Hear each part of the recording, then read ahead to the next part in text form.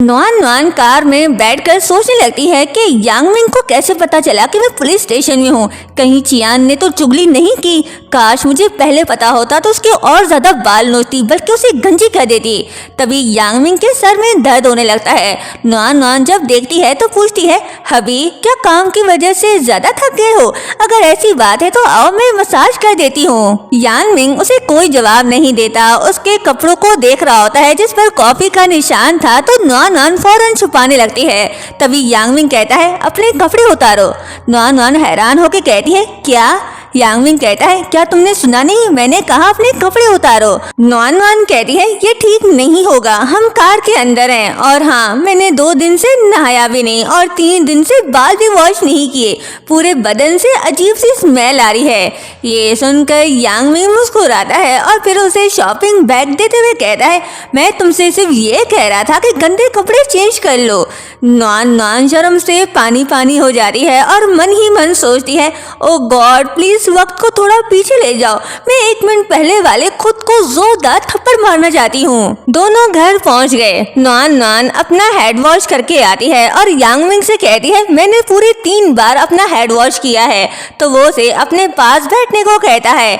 ये सुन नॉन सोचती है, यांग मिंग मुझे इंटेरोगेशन पर तो नहीं बिठाने वाला। सुना है सच बोलने वाली की सजा कम होती है और जिद करने वाली की ज्यादा, इसलिए पहले ही सच बोल दूं। फिर उसके पास बैठकर कहती है, आज मैंने तुम्हें पुलिस स्टेशन इसलिए नहीं बुलाया क्योंकि मुझे लगा कि ये बात तुम्हारे लिए बहुत एम्बैरेसिंग होगी, सो मुझसे नाराज मत होना।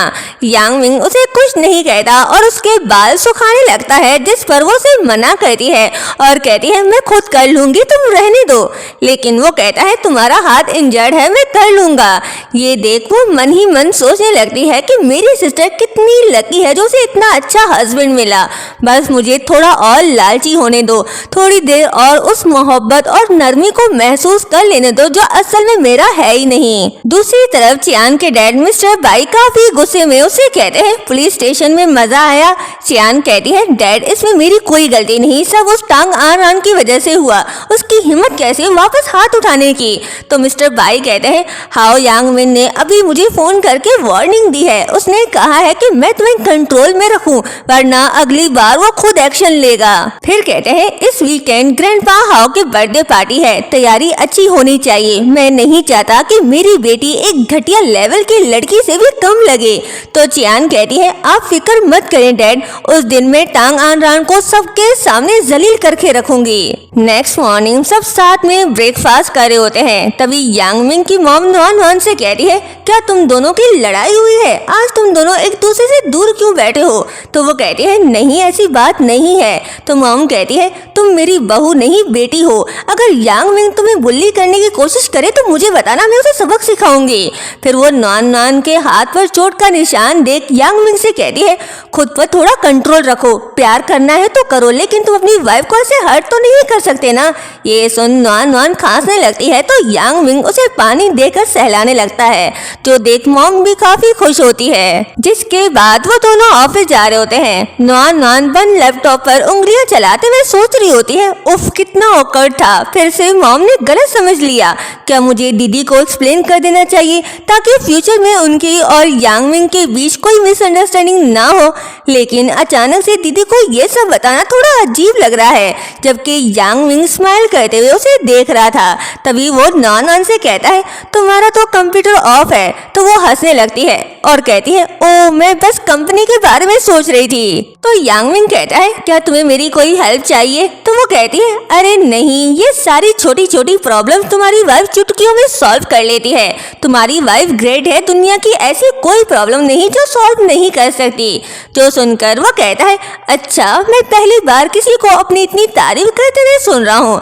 जिस पर वो मन ही मन कहती है, मैं अपनी नहीं बल्कि अपनी सिस्टर की तारीफ कर रही हूँ। तभी यांग मिंग उसे अपने ग्रैंडपा के बर्थडे के बारे में बताता है और कहता है, तुम्हारी ट्विन सिस्टर को भी हमारे साथ चलना होगा क्योंकि अब वो भी हमारी फैमिली का हिस्सा है। तो वो थोड़ी कंफ्यूज हो जाती है और कहती है, ठीक है। जिसके बाद वो मन ही मन सोचती है, मुझे लगता है अब सब कुछ वापस अपनी जगह पर आने का सही वक्त आ गया है। नॉन ग्रैंडपा के गिफ्ट के लिए मॉल जाती है, लेकिन वहाँ उसे कुछ भी पसंद नहीं आता। उसे समझ नहीं आ रहा होता कि वो ग्रैंडपा को क्या गिफ्ट दे। वो भी इन ख्यालों में गुम घूमती कि अचानक एक चोर उसका बैग छीन कर भागने लगता है। तभी वहाँ एक हैंडसम लड़का फौरन चोर को पकड़ लेता है और बैग वापस लेकर नुआन नुआन को देकर चला जाता है, जिसका नाम शू युआन है। नुआन नुआन उसके काइंडनेस को देखकर मन ही मन सोचने लगती है, इतना हैंडसम और इतना हेल्पफुल इंसान आजकल बहुत ही रेयर मिलते हैं। अगर मेरी शादी ना हुई होती तो पक्का इसे नंबर मांग लेती। फिर अचानक उसे ख्याल आता है कि एक मिनट, मेरी तो वैसे भी शादी नहीं हुई। रात को वो नूडल्स बनाकर यांग मिंग के पास जाती है और बड़े प्यार से कहती है, आज मैंने तुम्हारे लिए एकदम अच्छा खाना बनाया है, इस बार मैंने मिर्चें ज्यादा नहीं डाली। तो यांग मिंग स्माइल करता है और कहता है, आज तुम इतनी स्वीट क्यों बन रही हो, क्या काम है? जिस पर वो हंसने लगती है और कहती है, मुझे बस तुम ये बताओ ग्रैंडपा को क्या पसंद है?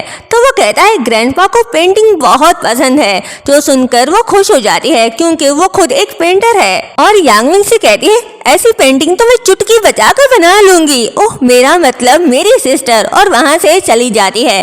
तो यांग मिंग हंसते हुए उसे लिटिल लायर कहता है और उसकी और आन रान की पिक्चर देखने लगता है। यानी वो जानता है कि ये आन रान नहीं नुआन नुआन है। कहता है, तुम्हारी सिस्टर तो वापस आ गई, अब बताओ सच मुझे कब बताने वाली हो? फिर हम नुआन नुआन को देखते हैं जो ग्रैंडपा के लिए एक शानदार पेंटिंग बना रही होती है, लेकिन पेंटिंग बनाते बनाते वो बहुत थक जाती है। नेक्स्ट डे वो अपनी फैमिली के साथ बर्थडे पार्टी पर जा रही होती है। अब से आन रान को यांग मिंग के साथ रहना था। नुआन नुआन जब कार से निकलती है तो यांग मिंग उसका हाथ पकड़ने लगता है, लेकिन वो अपना हाथ पीछे कर लेती है और कहती है, ब्रदर इन लॉ।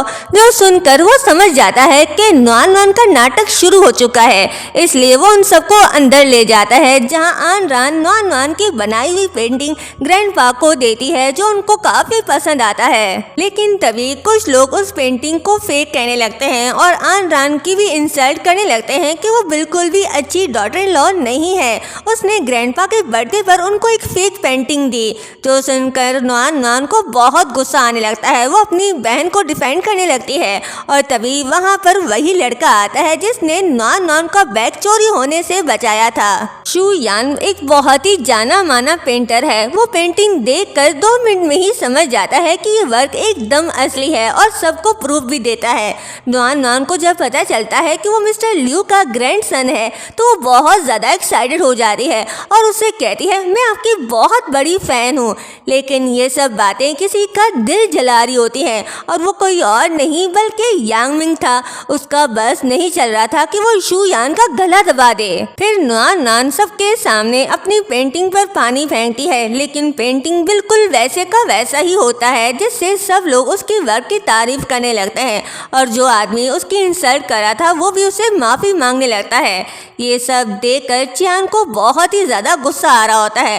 वो मन ही मन कहती है, ये दोनों लड़कियां हर जगह आगे आगे रहती हैं, सब बड़ी तारीफें करी हैं इनको तो आज मैं अच्छा खासा सबक सिखाऊंगी। जिसके बाद वो एक वेटर्स के हाथ आन रान के लिए एक नोट भेजती है, जिसमें उसने उसको मिलने के लिए बुलाया था। नोट पढ़कर आन रान उसे मिलने आती है तो चियान उसे देख मन ही मन सोचती है, कितनी अजीब बात है, मैं इससे पहले भी मिल चुकी हूँ, लेकिन ये आज मुझे अजीब क्यों लग रही है। और उसे कहती है, मैं चाहती हूँ आज ग्रैंडपा के बर्थडे के दिन हम दोनों अपनी पुरानी सारी दुश्मनियों को भूल जाएं और एक नई दोस्ती की शुरुआत करें। जो सुनकर आन रान कहती है, ठीक है, और वो ड्रिंक पी लेती है जो चियान उसे देती है। जैसे ही वो ड्रिंक पीती है उसे चक्कर आने लगते हैं और वो बेहोश हो जाती है। जिसके बाद चियान उसको एक रूम के अंदर ले जाती है जहाँ उसने एक लड़के को बुलाया हुआ था, यानी वो उसको बदनाम करने वाली है। दूसरी तरफ नुआन नुआन अपनी बहन को ढूंढ रही होती है। तभी यांग मिंग उसके पास आता है और उससे कहता है, तुम यहाँ पर क्या कर रही हो? तो उसे देखकर नुआन नुआन के मुंह से हस्बैंड निकल जाता है। जो सुनकर यांग मिंग स्माइल करता है। तभी नुआन नुआन को रियलाइज होता है कि उसको ब्रदर इन लॉ कहना था, इसलिए वो बहाना बनाती है कि वो फोन पर किसी से बात कर रही थी और कहती है उसका एक अफेयर चल रहा है। जो सुनकर यांग मिंग तो सीरियस हो जाता है और कहता है, कौन है वो? तो नुआन नुआन उसको देखने लगती है और मन ही मन कहती है, काश मैं कह सकती कि वो तुम हो, लेकिन तुम मेरी सिस्टर के हस्बैंड हो। और उसे कुछ कहने वाली होती है कि वहाँ पर उसके मॉम डैड की आवाज़ आती है जो बहुत ही गुस्से में चिल्ला रहे थे। जो सुनकर वो दोनों उनके पास जाते हैं। नुआन नुआन के मॉम डैड एक वेटर पर चिल्ला रहे होते हैं क्योंकि उसने ही उन लोगों को ये बताया था कि आपकी बेटी इस रूम में किसी लड़के के उसके साथ है और चियान के डैड भी वहाँ थे जिन्होंने अच्छे खासे लोगों को जमा किया हुआ था और कह रहे थे कि दरवाज़ा खोलो। तभी यांग मिंग कहता है कि मैं दरवाज़ा खोलता हूँ और जैसे ही वो दरवाज़ा खोलता है वहाँ कोई लड़का नहीं बल्कि चियान आन रान के पाँव दबा रही होती है, जो देखकर सब लोग उसका बहुत मजाक बनाते हैं। यहाँ तक कि उसके डैड भी उस पर काफी गुस्सा होते हैं और वहाँ से चले जाते हैं। सबके जाने के बाद आन रान यांग मिंग को एक्सप्लेन करने लगती है और कहती है यहाँ जो भी हुआ वो मैंने रिकॉर्ड करके तुम्हें भेज दिया है, तुम देख लेना।